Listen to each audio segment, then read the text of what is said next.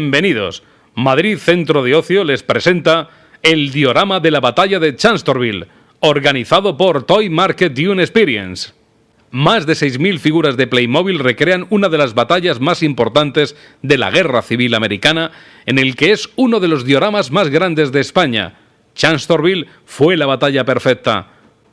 El diorama que tienen delante representa la batalla de Chancellorsville el día 1 y 2 de mayo de 1863. La campaña de Chancellorsville se inició en el cruce del río Rappahannock por el ejército de la Unión en la mañana del 17 de abril de 1863. Tras cruzar el río Rapidan a través de los vados de Germana y Ely, los federales se concentraron cerca de Chancellorsville entre el 30 de abril y el 1 de mayo. El 1 de mayo de 1863 se iniciaron los intensos combates, pero no finalizaron hasta que las fuerzas de la Unión se retiraron a través del río en la noche del 5 al 6 de mayo. La campaña de Chancellorsville comenzó como uno de los enfrentamientos más desiguales de toda la guerra. El ejército de la Unión reunió una fuerza efectiva de 133.000 hombres en un campo de batalla al inicio del combate, mientras que el ejército de la Confederación estaba formado por menos de la mitad de efectivos, 60.000. Además, las fuerzas de la Unión estaban mucho mejor abastecidas y más descansadas tras varios meses de inactividad. Las fuerzas de Lee, por otra parte, estaban dispersas por todo el estado de Virginia. De hecho, unos 15.000 hombres del primer cuerpo de ejército de Virginia del Norte, bajo el mando del teniente general James Longstreet, estaban emplazados en las proximidades de Norfolk, haciendo un frente a la amenaza federal. El enfrentamiento empezó con un plan de batalla de la Unión superior a muchos de los esfuerzos previos por parte de los comandantes del ejército del Potomac.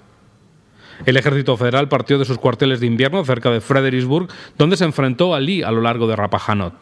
Hooker planeó un audaz doble envolvimiento de las fuerzas de Lee, enviando a 4 cuerpos en una sigilosa marcha hacia el noroeste, girando hacia el sur para cruzar los ríos Rappahannock y Rapidan, volviendo a girar al este y atacando a Lee a su retaguardia.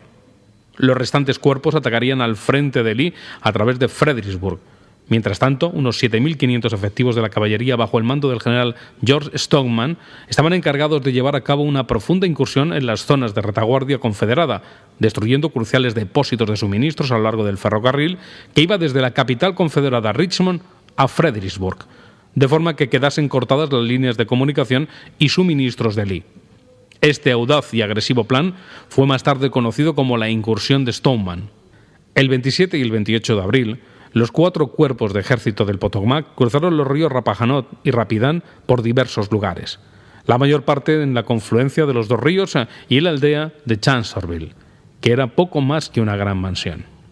En el intervalo, la segunda fuerza, con más de 30.000 hombres a las órdenes del general John Seguin, cruzó el Rappahannock en Fredericksburg, y la caballería de Stoneman comenzó los movimientos para alcanzar las áreas de retaguardia de Robert E. Lee. Desde sus cuarteles generales en Fredericksburg, Lee decidió violar uno de los principios de la guerra generalmente aceptados y dividió sus fuerzas en presencia de un enemigo superior, esperando que esa agresiva acción le permitiría atacar y derrotar a una parte del ejército de Hooker antes de que pudiera estar completamente concentrado contra él. También ordenó a Stonewall Jackson marchar hacia el oeste y unirse al general Richard Anderson, reuniendo 40.000 hombres para enfrentarse a Hooker en Chancellorsville. Afortunadamente para los confederados, una espesa niebla a lo largo del Rappahannock ocultó algunos de esos movimientos hacia el oeste y Seguin decidió esperar hasta que pudiera determinar las intenciones del enemigo. Al mismo tiempo de que el general Jackson estaba marchando hacia el oeste para unirse a Anderson en la mañana del 1 de mayo, Hooker ordenó un avance hacia este para atacar este último, empujando a sus hombres fuera de los impenetrables matorrales y pinos de Virginia que caracterizaban ese área. Esta acción era considerada por muchos comandantes de la Unión como clave para la victoria. Si el ejército superior de la Unión luchaba en los bosques conocidos como espesura de Spotsylvania, su enorme ventaja de artillería quedaría minimizada, puesto que la artillería no podría ser utilizada para lograr ninguna ventaja en la espesura. A pesar de encontrarse en una posición potencialmente favorable, Hooker detuvo su breve ofensiva. Sus acciones podrían mostrar su falta de confianza en el manejo por primera vez de las complejas acciones de una organización tan grande.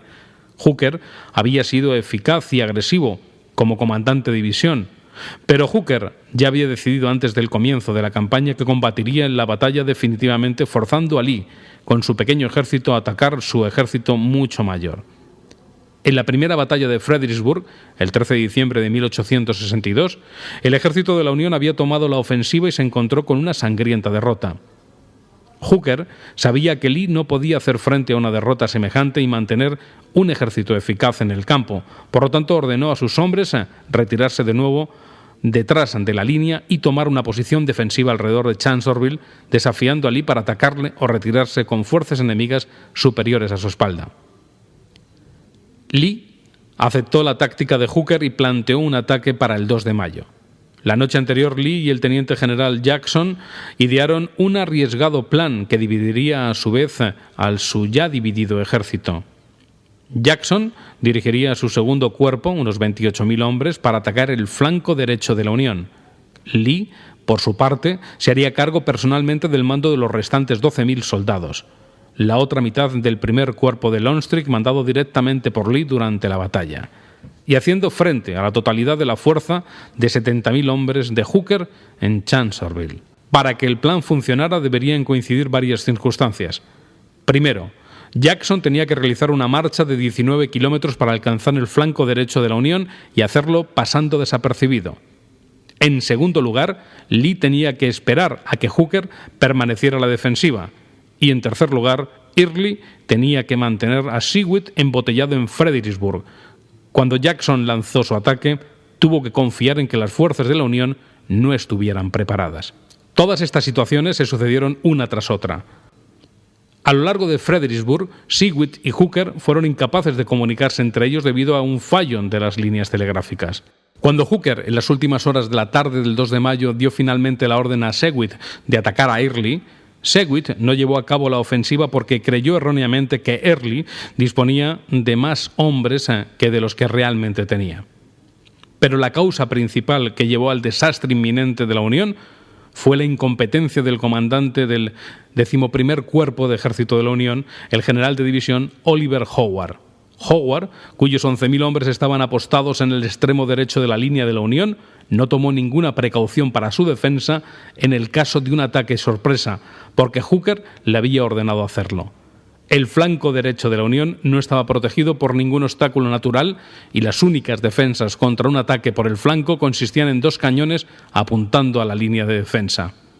Además, el 11º Cuerpo era una unidad con la moral baja. Originalmente había sido mandada por el general de brigada Franz Sigel y estaba formada mayoritariamente por inmigrantes alemanes quienes estaban resentidos por la sustitución como general de Sigel por Howard, que no era de origen alemán. Muchos de ellos tenían muy poco conocimiento de inglés y tenían frecuentes fricciones étnicas con el resto del ejército del Potomac. La preparación del cuerpo también era deficiente. De los 23 regimientos, 8 no tenían experiencia en combate y los restantes 15 nunca habían luchado en el bando ganador en una batalla. La batalla se libró en terribles condiciones. Los soldados tendían a perderse en los impenetrables laberintos de la maleza y se declararon muchos incendios durante el curso de la batalla. Fueron habituales los informes de heridos por quemaduras. Lee, a pesar de estar en inferioridad numérica en una proporción de 2 a 5, puede decirse que obtuvo su mayor victoria de la guerra, aunque pagó el precio muy elevado. Con un ejército de apenas 52.000 soldados de infantería, sufrió más de 13.000 bajas, perdiendo aproximadamente un 25% de sus fuerzas. Soldados que la Confederación, con sus limitadas reservas de hombres, no podía reemplazar. Casi tan grave como esto fue que en esta batalla Lee perdió a varios de sus mejores generales, siendo Jackson, su más agresivo comandante en el campo, el caso más notable. Hooker, que inició la campaña creyendo que tenía un 80% de posibilidades de tener éxito, perdió la batalla debido a deficiencias en las comunicaciones y a la incompetencia de algunos de sus principales generales, los más destacados Howard y Stoneman, pero también Seward y debido también a algunos graves errores por su parte. Los errores de Hooker fueron detener a la ofensiva lanzada el 1 de mayo y ordenar a Sickles abandonar Hazel Grove y retirarse el 2 de mayo. También erró en la disposición de sus fuerzas. Unos 40.000 hombres del ejército del Potomac apenas dispararon un tiro. Cuando más tarde le preguntaron por qué había ordenado detener su avance el 1 de mayo, Hooker respondió: «Por primera vez perdí la fe en Hooker».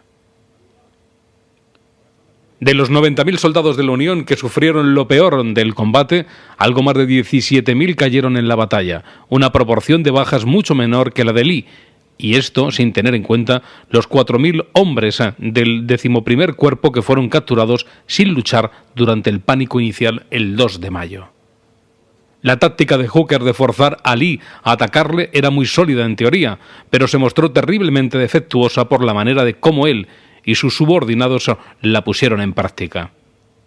Los enfrentamientos producidos en esta batalla mostraron, sin embargo, que el ejército de la Unión estaba llegando a ser tan formidable como el ejército confederado del general Lee. La Unión se conmocionó con la derrota. El presidente Abraham Lincoln fue oído diciendo: Dios mío, ¿qué dirá el país? Unos pocos generales vieron truncadas sus carreras. Hooker relevó a Stoneman por su incompetencia. Couch se mostró tan disgustado por la conducta de Hooker durante la batalla y sus incesantes maniobras políticas que dimitió y le puso el cargo de la milicia de Pensilvania. Hooker fue relevado del mando el 28 de junio de 1863, justo antes de la batalla de Gettysburg, siendo sustituido por el general Meade.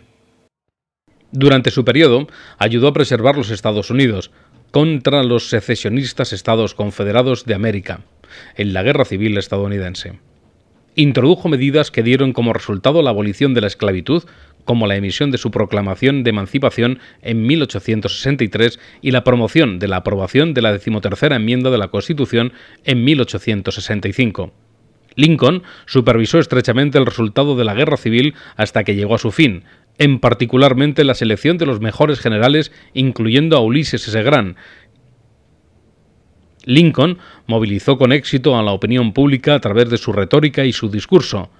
El discurso de Gettysburg es solo un ejemplo de ello. Al finalizar la guerra, Lincoln supervisó estrechamente el resultado de la Guerra Civil hasta que llegó a su fin, en particular en la selección de los mejores generales, incluyendo a Ulysses S. Grant.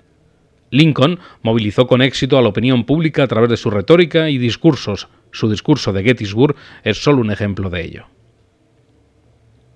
Al finalizar la guerra, Lincoln estableció la reconstrucción, tratando de reunir rápidamente al país a través de una generosa política de reconciliación. Su asesinato en 1865 fue el primer magnicidio de los Estados Unidos, coincidiendo con el final de la Guerra Civil. La Guerra de Secesión de los Estados Unidos del Sur significó un sangriento conflicto civil librado en la costa este de los Estados Unidos entre los años 1861 y 1865. Para conocer esta historia debemos remontarnos al pasado, a la segunda mitad del siglo XIX, concretamente a comienzos del año 1861. Los Estados Unidos de América no eran como hoy los conocemos. En ese momento histórico estaban divididos en dos grandes bloques. Por un lado estaban los estados del norte, o de la Unión, y por otro los estados del sur, o la Confederación. La capital de los primeros estaba en Washington, y su presidente era Abraham Lincoln. A las tropas de la Unión se les denominaban nordistas, unionistas o yanquis. En el otro bando estaban los estados del sur, que tenían su capital en Richmond, Virginia, y su presidente era Jefferson Davis. Y a sus tropas se les denominaban secesionistas, sudistas o confederados. Por lo tanto, estaban los Estados Unidos de América frente a los Estados Confederados de América. El 4 de marzo de 1861, Abraham Lincoln juró su cargo de presidente de la Unión. En su discurso inaugural, indicó que la Constitución era la unión más perfecta y declaró legalmente nula toda secesión. También afirmó que no tenía ninguna intención de invadir los estados sureños ni acabar con la esclavitud donde aún era vigente, pero que usaría toda la fuerza para mantener las posesiones federales. Su discurso acabó con un llamamiento a la restauración de las fronteras de la Unión.